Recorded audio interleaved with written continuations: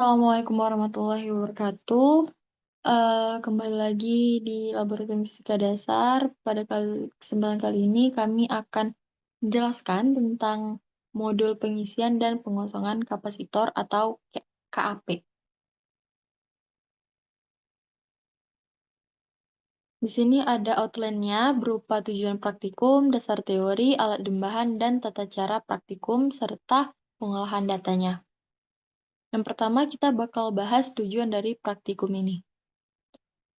Karena di KAP kita terdiri dari 2 submodul, maka yang pertama tuh ada pengisian muatan pada kapasitor. Tujuannya untuk memahami karakteristik pengisian kapasitor.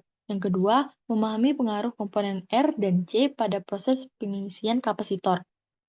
Untuk submodul yang pengosongan muatan pada kapasitor bertujuan untuk memahami karakteristik pengosongan kapasitor dan memahami pengaruh komponen R dan C pada proses pengosongan kapasitor. Lanjut, kita bakal bahas dasar teori. Nah, yang pertama ada kapasitor. Kapasitor adalah komponen elektronik yang memiliki kemampuan menyimpan muatan dan mengeluarkannya kembali pada saat diperlukan. Kemampuan tersebut disebut sebagai nilai kapasitansi. Nah, kalau teman-teman lihat, di sini ada 2 gambar.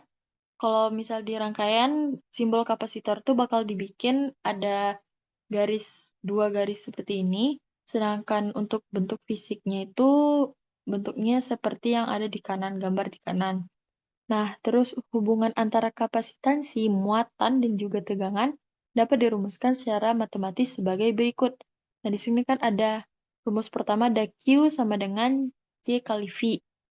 Terus untuk kalau misal mau nyari C sama dengan Q per V, di mana dengan keterangan C sama dengan kapasitansi kapasitor dalam satuan farad, yang Q muatan yang tersimpan dalam kapasitor dalam satuan kolom, dan V beda potensial pemberi muatan dalam satuan volt. Nah, kapasitansi ini kan kemampuan yang si kapasitor tadi yang bisa menyimpan dan mengeluarkan muatan, sedangkan Q muatan yang masuk dan V adalah beda potensialnya. Lanjut, di sini ada dasar teori berupa pengisian kapasitor adalah pemberian muatan pada kapasitor dengan merangkainya pada sumber tegangan searah atau DC. Muatan yang mengisi kapasitor akan menyebabkan timbulnya beda potensial di kedua ujung kapasitor. Rumusnya itu kita bisa pakai Vc sama dengan E0 dalam kurung 1 kurang E min pangkat min T per Rc. Yang dimana E itu adalah E0 itu sama dengan tegangan sumber saat pengisian.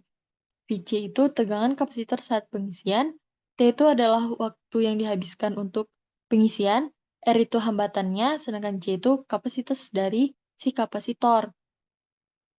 Nah, untuk pengosongan kapasitor apabila terdapat kapasitor yang dipasang secara seri dengan resistor, maka muatan di dalam kapasitor akan mengalir melalui hambatan R, lalu lama-kelamaan muatan dalam kapasitor akan habis seiring dengan berjalannya waktu. Untuk rumusnya sendiri itu ada Vc sama dengan E0 dalam kurung E pangkat min T per Rc. Nah, ini contoh rangkaian yang disusun secara seri antara kapasitor dan hambatannya. Jadi, ini untuk proses pengosongannya. Dengan keterangan, E0 sama dengan tegangan kapasitor sebelum dikosongkan, Vc sama dengan tegangan kapasitor saat pengosongan, T itu waktu yang dihabiskan untuk pengosongan, R adalah hambatannya, sedangkan C adalah kapasitas dari kapasitor. Untuk perumpamaan yang mudah itu, misalnya ada sebuah gelas atau botol, terus ini kosong nih, terus kita isi air.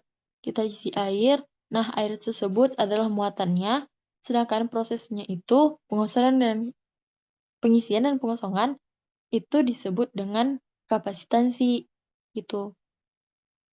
Oke, lanjut. Di sini kita bakal bahas alat tambahan. Untuk alat yang pertama itu kita ada kisi soket. Teman-teman pada tahu ya kisi soket. Ada multimeter digital. Ini ada kisi soket, multimeter digital. Lanjut ada resistor. Di sini ada resistor yang ini. Ini resistornya. Terus ada catu daya. Ini catu daya. Lanjut ada kapasitor C1 micro F. dan C2 mikro F. Nah, di sini kita bakal pakai kapasitornya ada dua di nilai sebesar 100 mu F dan 470. Kita bakal pakai yang itu. Nah, ini ada dua ini. Lanjut ada stopwatch dan jumper atau kabel. Gitu teman-teman. Baik, untuk tata cara praktikum akan dijelaskan oleh teman-teman dari divisi R&D. Terima kasih. Karena sebelumnya kita sudah memahami mengenai tujuan dari modul 5 ini dan alat-alatnya beserta bagaimana cara kita menggunakan alat-alatnya, maka kita bisa langsung menuju ke pengolahan datanya. Nah, untuk pengolahan data di sini ada pada tabel pengamatan pengisian kapasitor, yang dimana kita bisa lihat di sebelah sini, untuk T-nya atau setiap detiknya itu mempunyai selang waktu sebanyak 10 detik. Seperti yang pertama 0 detik, kedua 10 detik, 20 detik, dan seterusnya. Lalu di sini, pada nilai tegangan sesaat pada kapasitor ada tiga bagian atau ada tiga poin. Dengan resistor 100 kilo ohm dan kapasitor 1000 mikrofarad. Kemudian dengan resistor yang sama, tetapi di sini kita rangkaikan kapasitornya secara seri dengan 1000 farad, 1000 mikrofarad, maaf. Lalu kedua, ada yang diparalelkan dengan 1000 mikrofarad. Nah, di sini karena kita sudah mengetahui bagaimana cara mengoperasikan alatnya dan merangkaikan atau menyusun alat-alatnya, maka kita dengan mudahnya pasti akan bisa mengambil datanya juga. Nah, di sini mengapa pada detik ke 0 itu tidak bergerak, karena setelah kita melakukan percobaan waktu itu, bahwa pas kita lepas jumpernya, ketika disambungkan dengan eh, kapasitor dan resistor yang lainnya waktu itu, bahwa dia tuh bergerak secara naik ya. Jadi setiap 10 detik dia tuh naik ke atas, kayak apa ya, kalau kita lagi ngecas HP gitu. Nah, begitupun kalau nol itu kan dia kan nggak bergerak gitu. Si tegangannya dia tidak bergerak. Jadi semuanya akan nol, sama nol, nol dan nol. Nah, kecuali di sini ketika 10 detik kita hitung dia tuh berhentinya tuh di berapa volt. Untuk yang bagian ke satu nih, yang normal atau yang biasa, lalu yang kedua yang dirangkaikan secara seri, dan yang ketiga dirangkaikan secara paralel. Nah, kalau kita sudah mendapatkan nih ya, teman-teman dan abang kakak udah mendapatkan datanya, udah lengkap, maka di situ seperti biasa kita di sini ada yang namanya regresi linear dengan tiga percobaan. Jadi nantinya kita akan membuat tiga tabel regresi linear yang dimana masing-masingnya itu memiliki grafik. Nah, pada yang pertama nih contohnya dengan 100 kilo ohm dan kapasitornya 1000 mikrofarad. Di sini kita ambil contohnya dari buku saku, yang dimana untuk menemukan X-nya itu berasal dari waktu. Jadi X sama dengan T. Nah, waktunya tuh ini kita sudah ambil dan sudah kita akan lengkap ini. Lalu untuk Y-nya ini tuh ada rumusnya, tapi di buku saku kayaknya nggak ketulis. Nah, rumusnya itu eh rumusnya itu bentar. Y sama dengan ln 1 dikurang VC per nol atau tegangan yang kita punya. Nah, jadi di sini itu yang harus dikerjakan yang satu kurang VC per E0 dulu. Yang dimana VC-nya ini kita ambil dari si ini. Tegangan yang ini nih, yang volt yang ya pokoknya tegangan yang udah kita punya gitu. Yang dari datanya. Nah, jadi nanti di sini tuh kan buat nyari Y1, Y2, Y3, nantinya VC-nya juga ada VC1, VC2, dan VC3. Sampai seterusnya gitu. Untuk E0-nya dia tuh maksudnya tuh jadi nantinya ada sebuah apa ya? Ada sebuah tegangan yang memang udah ada, itu tuh bisa 3 volt atau bisa lebih tergantung yang kita punya. Nah, jadi udah itu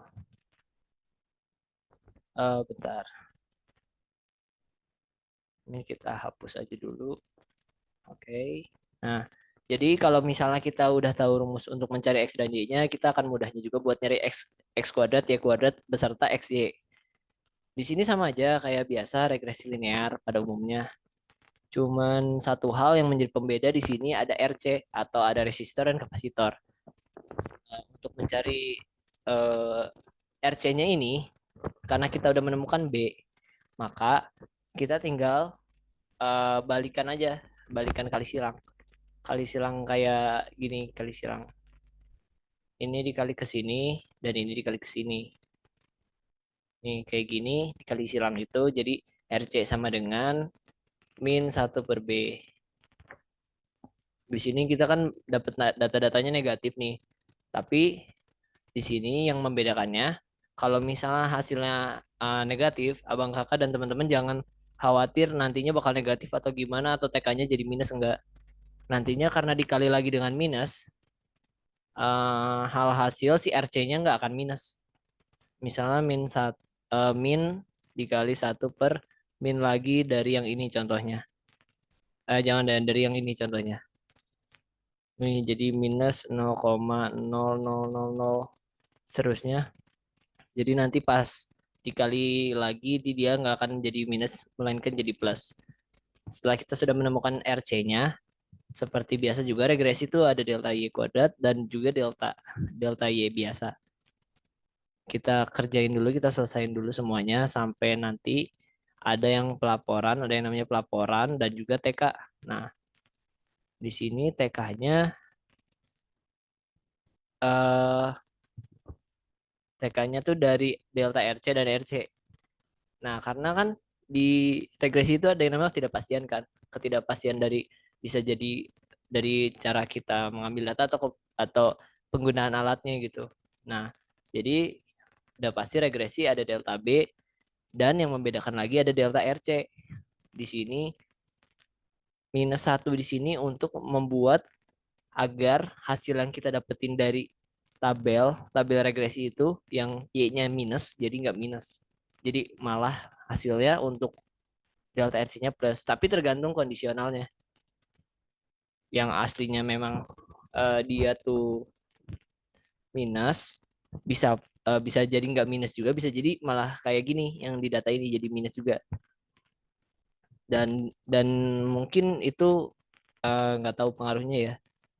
Tapi kalau udah dapetin delta B dan delta RC, maka nanti kita bisa temuin untuk pelaporan. Nah, untuk pelaporan di sini kita nggak usah pakai satuan. Jadi kayak gini pelaporannya RC plus minus delta RC. Nah, ini dia nggak ada satuannya. Sama juga untuk TK-nya dia juga paling ya masuk ke persen sih. Nah, kayak gini sama rumusnya juga. Cuman di sini jika misalnya kita nih sebagai praktikan atau asisten misalnya ngitung dapetin TK-nya di atas 100% nih. Sebenarnya kalau dari aslinya itu kan 100% itu udah batas maksimal. Jadi kalau bisa di atas itu bisa jadi dari kitanya ada yang keliru ngitungnya ataupun dari datanya atau waktunya gitu. Oke, jadi itu sih paling. Dan untuk yang selanjutnya ini kan baru tabel yang pertama nih. Yang tabel selanjutnya regresi kedua dan ketiga juga sama caranya. Nah, seperti ini nih. Sama yang ketiga juga sama. Kurang lebihnya hampir yang regresi satu 2 3 itu sama semua. Nah, di sini satu highlight yang harus di-highlight ya, satu poin. Kalau pada pengisian kapasitor itu dia punya grafik naik. Ya, contohnya seperti gini. Dia hampir grafiknya naik semua. Nah, grafiknya naik secara horizontal naik gitu. Nah, mungkin itu saja yang bisa saya sampaikan untuk kesempatan waktu kali ini. Pada saat ini saya akan menjelaskan terkait pengolahan data pada modul pengosongan muatan pada kapasitor. Nah, pada pengolahan data pengosongan kapasitor, sama seperti tabel pada pengisian, di sini pada pengosongan kapasitor terdiri dari waktu dari 0 sampai 40 detik, yang dimana selang waktu yang kita gunakan adalah 10 detik. Nah, di sini juga ada nilai tegangan sesaat pada kapasitor. Nah, di sini ada 3. Yang pertama adalah rangkaian dengan resistor 100 kilo ohm dan kapasitor 1000 mikrofarad. Nah, yang kedua adalah resistor dengan 100 kilo ohm dan kapasitor 470 mikrofarad yang diserikan dengan 1000 mikrofarad. Nah, untuk yang terakhir adalah resistor dengan 100 kilo ohm dan diparalelkan dengan 1000 mikrofarad. Nah, perbedaan tabel pada pengosongan kapasitor dan pengisian kapasitor adalah pada saat pengosongan kapasitor, kita mulai mengambil data ketika kapasitor sudah terisi muatan. Dan semakin lama muatan pada kapasitor akan habis seiring waktu. Untuk selanjutnya, kita akan membuatkan tabel regresi untuk masing-masing rangkaian, di mana terdapat 3 rangkaian untuk 3 regresi juga, yaitu rangkaian tunggal, rangkaian seri, dan juga rangkaian paralel. Nah, di sini ada tabel regresinya seperti biasa. Untuk nilai X-nya merupakan nilai waktunya dari 0 sampai 40 detik. Dan untuk nilai Y pada pengosongan kapasitor, kita menggunakan rumus atau persamaan dari tegangan pengosongan kapasitor yang kita bisa dapatkan dari nilai Y sama dengan ln VC per E0. Nah, di sini untuk nilai Y-nya dapat kita cari menggunakan rumus ln VC per E0, di mana VC-nya ini merupakan nilai tegangan yang kita dapatkan saat pengambilan data, dan untuk nilai E0-nya merupakan nilai tegangan pada saat pengosongan kapasitor. Biasa digunakan nilai 3 volt atau dengan mengaturnya pada catu daya atau power supply DC-nya. Oke. Untuk selanjutnya sama seperti biasanya untuk tabel regresi linear kita mencari nilai B dan seperti biasanya. Nah, untuk pada pengosongan kapasitor, kita akan mencari nilai RC dan juga delta RC-nya. Nah, di sini nilai RC-nya bisa kita dapatkan dengan menggunakan rumus RC sama dengan min 1 per B. Nah, di sini sudah dipastikan kalau nilai B akan menghasilkan nilai negatif, sehingga nilai RC-nya dipastikan bakal positif. Nah, untuk nilai delta RC-nya, kita akan menggunakan rumus delta B per B dikali RC.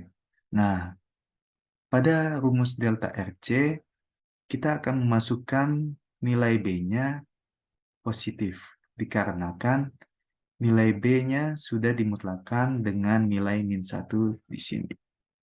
Sehingga delta RC-nya akan dipastikan juga mendapatkan hasil yang positif. Dan selanjutnya akan dicari nilai tingkat ketelitiannya menggunakan rumus 1 min delta RC per RC dikali 100%.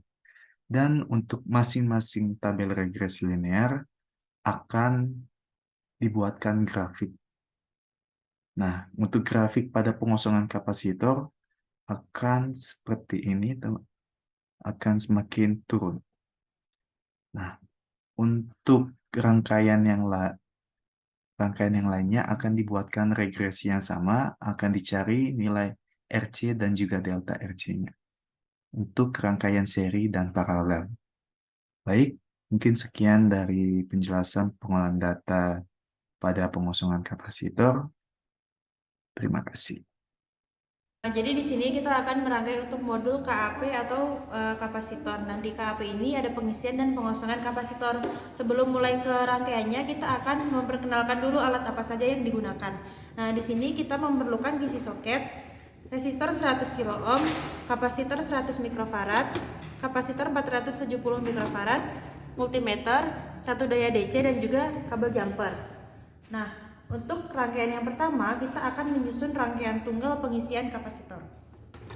perlu diingat bahwa kapasitor itu adalah komponen elektronik yang bersifat polar. Jadi di sini kita harus memperhatikan tanda positif dan negatifnya, tidak boleh terbalik. Karena jika terbalik akan menyebabkan kerusakan. Nah, kita rangkai dulu seperti ini. Balik. Maaf. Ini untuk rangkaian tunggal kita hanya memerlukan resistor 100 kilo ohm dan kapasitor 100 mikrofarad. Lalu kita hubungkan dari satu daya DC yang positif warna merah ke resistor yang 100 kilo ohm. Nah, dari satu daya positif ini kita hubungkan ke resistor, lalu resistor ini akan bertemu dengan tanda positif dari kapasitornya. Nah, nanti untuk dari satu daya negatif dia masuk ke tanda negatif di kapasitor. Lalu dari multimeter yang positif, dia juga harus disambungkan ke bagian kapasitor yang positif.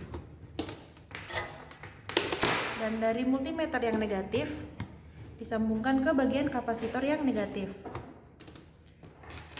Lalu kita hidupkan satu dayanya. Untuk di multimeternya ini kita akan set dia ke voltmeter. Kita hidupkan.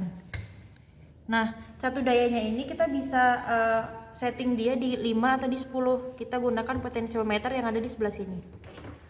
Sebelum kita memulai perhitungan dari 0 detik, kita akan men-shortkan atau mengosongkan isi dari kapasitor ini supaya kita menghitung dimulai dari 0.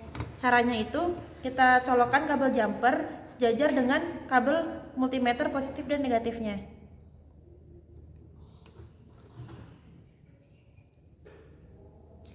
Bisa dilihat kapasitornya dia nilainya udah 0 atau sudah kosong. Nah, ketika dia nilainya sudah 0 maka perhitungan bisa dimulai. Caranya kita cabut aja dan nilainya akan naik gitu ya.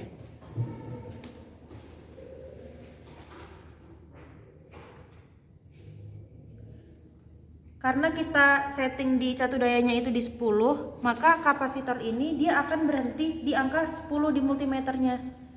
Jadi tidak akan lebih dari 10. Selanjutnya, untuk pengosongan, kita matikan dulu satu dayanya. Lalu kita cabut kabel jumpernya dan kita satukan seperti ini.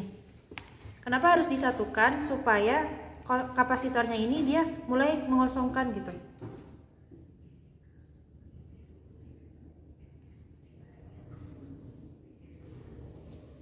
Bisa dilihat nilai di multimeternya dia mulai berkurang. Oke, kita lanjut next ke rangkaian kapasitor yang seri. Selanjutnya kita akan menyusun rangkaian kapasitor seri untuk pengisian dan pengosongan. Untuk bentuk rangkaian di kisi soketnya seperti ini. Jadi dari resistor dia akan bertemu dengan kutub positif kapasitor 1, dan dari kutub negatif kapasitor 1 dia akan bertemu dengan kutub positif dari kapasitor 2. Lalu kita akan lanjut ke rangkaiannya. Nah, untuk merangkainya itu dari kutub positif satu daya dimasukkan ke resistor. Lalu dari kutub negatifnya satu daya ke kutub negatif satu daya yang kapasitor kedua. Di sini. Lalu dari multimeter positif ke kutub positif kapasitor 1. Dari kutub negatif multimeter ke kutub negatif kapasitor 2. Kita nyalakan satu dayanya dan nyalakan multimeternya.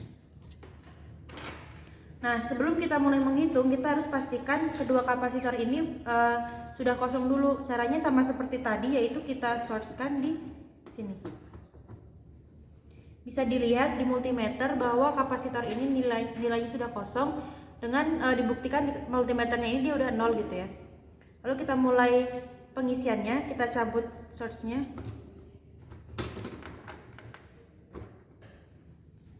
Dan di multimeternya dia sudah bertambah nilainya, artinya kapasitor ini dia sudah mulai terisi.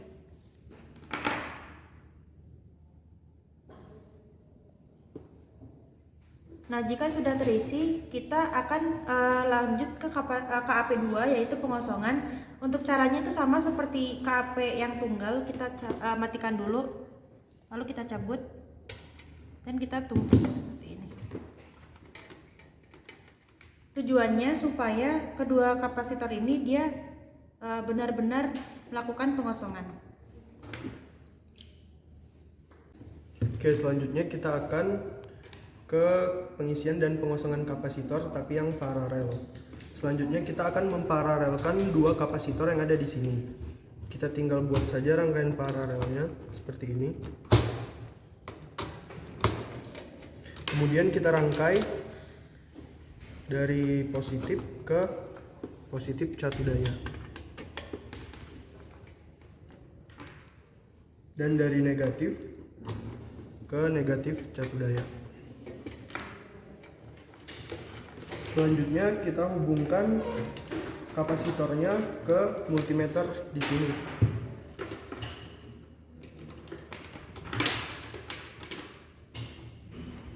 Dari negatif ke negatif multimeter. Kemudian dari positif kita hubungkan ke positif multimeter.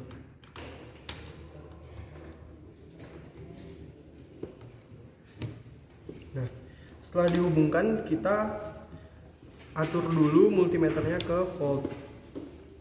Nah, di rangkaian paralel ini kita short circuitnya bisa di atas ini. Bisa dilihat dia udah 0. Kemudian pada saat short circuitnya kita cabut, ini akan melakukan pengisian dan angkanya akan terus bertambah. Kita cabut. Sorry, cabut semua. Bentar ya.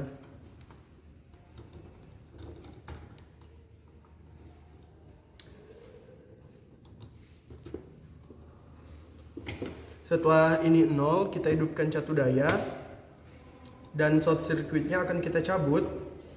Dia akan melakukan pengisian dan angka di multimeter akan terus bertambah.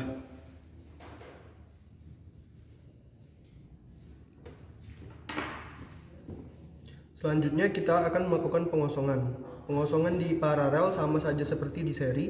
Kita matikan catu dayanya, kemudian kita cabut kabelnya, terus kita colokin. Dan angkanya pun akan terus berkurang sampai 0.